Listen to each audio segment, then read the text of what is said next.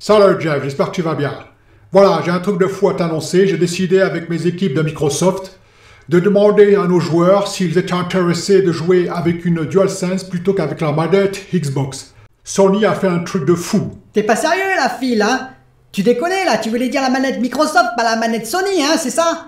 Tu voulais nous faire une blague hein, ouais, une mauvaise blague. Moi j'ai cru en plus hein. J'ai plongé directement dedans là, tête dedans. Ah, écoute, en fait, je voudrais vraiment copier la manette de Sony, tu comprends? Donc je vais copier Sony.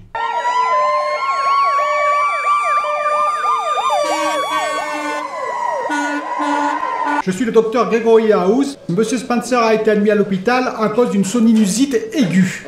C'est une maladie répandue et assez contagieuse, il faut bien l'avouer, mais ces jours ne sont pas en danger à condition qu'il ne prononce plus le mot Sony durant toute la soirée.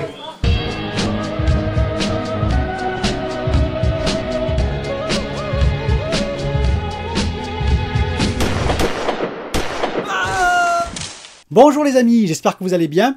Aujourd'hui dans la vidéo du jour, pas mal de sujets, vous allez voir. Donc on va parler de Xbox, sur la manette en particulier. On va parler également de Cyberpunk, une analyse faite par un autre youtubeur qui n'est pas tout à fait exact pour moi. On va parler également d'alimentation, on va parler également de Intel, et oui les CPU Intel. Commençons tout de suite par l'alimentation, la CPP750GM. Et oui, c'est une alimentation Gigabyte, qui a été testée par deux sites, en particulier américains. Et alors, ils ont testé d'autres aliments, bien entendu, mais celle-ci présente un gros défaut, et oui, de fiabilité. Et oui, un défaut de fiabilité majeur. En effet, durant leur protocole de test, qui est assez complexe et assez complet, vous vous doutez bien, eh bien, il y a en particulier à un moment donné, on fait de la surtension et normalement, les protections des alimentations doivent se mettre en route. Eh bien, ça n'a pas été le cas puisqu'un condensateur a explosé, littéralement, et oui, explosé, avant que les protections, on va dire, se mettent en route. Ce qui est assez gênant, vous reconnaîtrez. Et donc, qu'est-ce qui s'est passé? Le site en question, il a téléphoné à Gigabyte pour demander des explications. Et pour dire, attention, j'ai eu un problème sur cette alimentation. Réponse de Gigabyte, eh bien écoutez, nous avons testé 5 alimentations et nous n'avons pas eu de problème particulier, donc bye bye, grosso modo. Très étonnant comme réaction. Je vous explique, moi j'ai travaillé dans la qualification et dans la qualité pendant un moment, et je peux vous dire que chaque fois qu'il y avait un problème quelconque, au contraire, on demandait la pièce client pour l'analyser. Et oui, c'est évident, parce qu'on ne sait jamais, ça peut être un problème récurrent, et ça devient un gros problème. Donc, en l'occurrence, les problèmes qu'on a eu sur PS5 et sur Xbox Series X et S, vous savez, les problèmes, on va dire, de early failure, de début de vie, croyez-moi, PlayStation et Xbox, ils se sont vite enquéris des problèmes pour savoir si c'était un problème qui pouvait être récurrent, et au cas où, correctif en production, et bien entendu en design s'il le faut. Donc Gigabyte, pourquoi ils n'ont pas récupéré donc cette carte? Parce qu'ils n'ont pas récupéré la carte en question pour analyser ce condensateur, ce fameux condensateur, si c'était un condensateur trop faible ou il y avait un problème divers et varié.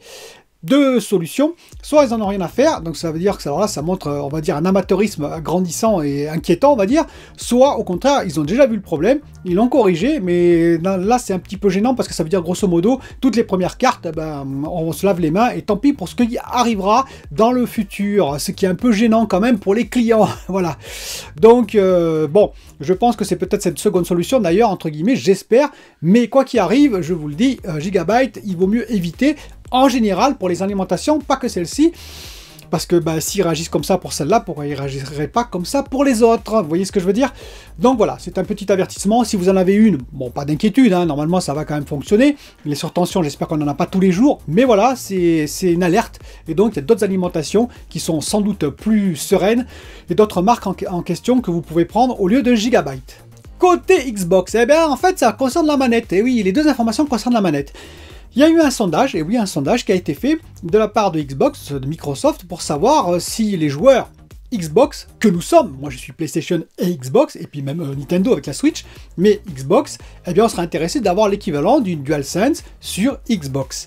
Rappelez-vous, Phil Spencer a reconnu lui-même la belle avancée technologique qui était la DualSense, avec le retour haptique, avec les gâchettes adaptives, avec bien entendu aussi le touchpad, avec le microphone, et oui, microphone et également haut-parleur. Haut-parleur, par exemple, moi je l'ai beaucoup apprécié dans Terre du Milieu, l'ombre de la guerre, et oui, c'est surprenant, ou que j'ai joué à ce jeu également, ou alors Horizon Zero Dawn. Et oui, parce qu'à des moments, vous avez la voix qui sort de la manette. Alors, c'est pas la révolution, hein, je vous le reconnais, hein, c'est pas ce qui va, on va dire, déterminer la profondeur d'un jeu, mais c'est des petites touches comme ça qui, en plus, rajoutées, augmentent l'immersion dans le jeu. Et oui, par exemple, on peut imaginer un jeu d'horreur, hein, vous voyez, où à des moments il y a une musique un peu stressante, il y a une apparition, et hop, un bruit de la manette avec en plus de la vibration, ça rajoute un petit coup de stress, vous voyez, des petites choses comme ça. Donc c'est assez intéressant. On verra ce qui ressortira de ce sondage, mais ce que j'espère, c'est que Xbox ne fera pas l'erreur de tout de suite changer sa manette, je pense pas, hein. Pour avoir deux manettes différentes, ce serait un peu compliqué et pour les développeurs et même pour les joueurs, parce qu'on n'aurait peut-être pas, on va dire, le jeu, il faudrait qu'ils adaptent le jeu en fonction des manettes, vous voyez un peu le problème. D'ailleurs, PlayStation avait envisagé de faire cette amélioration, non pas sur la PS5, mais même avant sur la PS4 Pro, avec une DualShock améliorée, avec quelques items qu'on a sur la DualSense. Et ils y ont renoncé parce qu'effectivement, sur la même génération de consoles, il était difficile, ils ont considéré qu'il était difficile de gérer deux manettes différentes. Donc voilà, on verra ce que va faire Microsoft, mais je pense que de toute façon, effectivement, dans le futur, s'il y a une future console Xbox dans 7 ans par exemple, on aura le droit à une manette beaucoup plus évoluée que la différence entre la Xbox One, la manette Xbox One et la manette Xbox Series XS. L'autre information qui est très courte sur la manette Xbox, c'est qu'il y a eu des cas de déconnexion intempestive de la manette, c'est-à-dire que grosso modo, elle se désynchronisait de la console, que ce soit dans le navigateur ou dans les jeux. Donc il y a eu plus de 1700 cas reportés, donc Microsoft a pris ce problème au sérieux, et du coup, ils ont investigué et ils ont trouvé que c'était un problème logiciel. Donc ce n'est pas un problème hardware, ce qui est l'essentiel, hein, parce que ça voudrait dire que les retours de manette, non, c'est un problème logiciel qu'ils vont corriger dans un futur firmware. Donc voilà, finalement, pas de problème. Venons-en maintenant sur l'information sur Cyberpunk et de ce youtubeur. Ce youtubeur, c'est Julien Chaise. Alors je sais, il y en a certains qui vont dire « Ah, tu regardes ». Moi, je regarde un peu toutes les informations qui passent, vous savez, que ce soit bien entendu sur net ou que ce soit sur YouTube. Et quand je vois un titre qui m'interpelle, je vais voir. Mais là, pour le coup, l'information me paraît, on va dire, discutable. En fait, il met que Cyberpunk, c'est la descente encore. Ça veut dire que ça descend. Et il dit que, ce qui est intéressant, c'est qu'il est vrai, ça descend, mais il dit que par rapport à The Witcher 3, c'est on va dire, plus ou moins une catastrophe, parce que ça va 2 fois plus vite, etc., etc. J'ai regardé les résultats de The Witcher 3, j'ai regardé les résultats de Cyberpunk. Donc là, on est plutôt à 1 million. À l'époque, c'était 100 000. Et puis, c'est descendu très vite. Le mois d'après, c'est descendu à 50 000. Là, on est descendu à 500 000. Et le mois d'après, c'est descendu à 25 000. Et là, on est descendu à 250 000. C'est exactement le même ratio. C'est tout ce que j'ai à dire. D'autant plus que, après, pour Cyberpunk, effectivement, ça descend. Maintenant, c'est plutôt un plateau, mais ça s'érode un petit peu. On verra avec la next-gen, et enfin les nouveaux patchs, etc., si ça va pas continuer à être un plateau comme c'était pour le cas pour The Witcher 3, avant qu'il y ait des remontées, mais des remontées parce qu'il y avait des promotions, et la remontée de 2020, je vous rappelle, et oui, la remontée début 2020, c'était dû à quoi? C'était dû à la série The Witcher qui a eu sur Netflix, je vous rappelle, qui est apparue, et juste après, boum, remontée sur le jeu The Witcher 3 qui a été reproposé, bien entendu, dans Steam et ailleurs. Donc, qu'est-ce qu'on peut en conclure de tout ça? Qu'on est dans le même trend que The Witcher 3, surtout qu'il ne faut pas oublier, peut-être que effectivement le plateau à 1 million est un petit peu plus court que sur The Witcher 3 qui était à 100 000, mais n'oublions pas que c'est donc quand on se connecte et qu'on joue, et oui, mais la durée de vie de Cyberpunk en ligne droite, je dis bien en ligne droite, est à peu près de 20 heures, ça veut dire si vous faites aucune mission secondaire. Je reconnais que c'est pas très intelligent, mais il y en a qui le font, hein. Et la durée de vie de The Witcher, je vous rappelle 3 en ligne droite, c'était 45 heures, c'est-à-dire plus du double. D'ailleurs, il y avait des joueurs qui s'étaient plaints de ça, qui avaient dit « Ah, The Witcher 3, la mission principale est trop longue, on voudrait quelque chose de plus court sur Cyberpunk », ce qui a été fait d'ailleurs, hein. C'est le justificatif de CD Projekt pour ça, en tout cas. Et donc, oui, si vous mettez 2 fois moins de temps à aller jusqu'au bout, parce que même avec les missions secondaires sur The Witcher 3, c'était juste énorme, sur Cyberpunk aussi, mais c'est sans doute un peu plus court, eh bien vous jouez moins longtemps. Donc les joueurs qui ont commencé Cyberpunk et qui ont fini ne jouent à autre chose, comme moi par exemple. Et donc, vous quittez Steam, si vous êtes sur Steam bien entendu, pour aller jouer sur un autre jeu. Tout simplement. Donc effectivement, cette statistique pour l'instant, pour moi, ne veut pas dire grand chose. Il faudra attendre 1 an ou 2 ans, et là on pourra vraiment faire des comparatifs.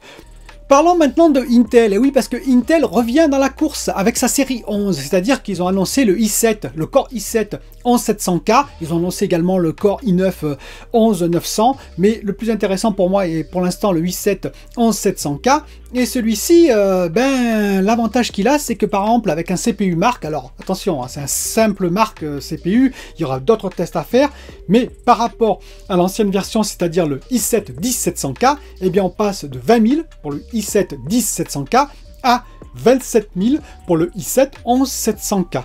Donc une sacrée progression, plus de, on va dire, quasiment 30%. Et d'ailleurs, c'est comparable avec, on peut comparer ça avec le AMD Ryzen 7 5800X, et oui, la concurrence qui tourne avec le même CPU marque à 29 000. Donc un peu plus, certes, mais on rattrape un petit peu quand même le grand retard qu'il avait sur ce CPU marque vis-à-vis du Ryzen. On peut également citer le single core. Le single core, je vous rappelle, qui sert beaucoup pour le jeu, vis-à-vis du multicore. Le multicore, quand il est utilisé par des logiciels spécifiques, on va dire, qui utilisent le multicore d'autres logiciels que le jeu en l'occurrence, c'est plutôt le GPU qui va gérer tout ce qui est graphique, et donc on va utiliser en single core le CPU généralement. On est là en marque, on est en benchmark, on est autour de 3500 pour un petit peu plus de 3500, 3540 environ pour le i7 11700K, alors que par exemple le Ryzen 7 qui était le maître absolu à l'époque, hein, on est plutôt à 3500, donc on est à peu près pareil, à peu près équivalent. Et à noter d'ailleurs que tout ce qui était avant i7 10700K, même le i9 10900K en l'occurrence, on était plutôt en single core autour de 3000, un petit peu plus de 3000. Donc nette amélioration là aussi. Alors, alors on verra les tests. Là où je m'étonne, et je tiens à le préciser, c'est qu'on est encore en 14 nanomètres.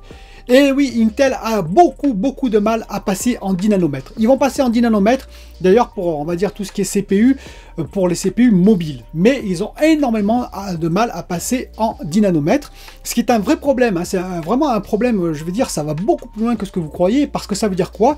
Comme je l'ai déjà expliqué dans une précédente vidéo, ça veut dire que les investisseurs, ils disent arrêtez le process, ne faites que du design, ne faites plus fondeur, parce qu'ils ont du mal à suivre TSMC. Imaginez, ils annoncent leur premier CPU, on va dire tout ce qui est gamme Core, hein, donc i7, i9, etc., en 10 nanomètres, ils l'annoncent pour 2022. 2022, là où AMD, chez TSMC, sera en 5 nanomètres. Donc, 2 technologies de retard.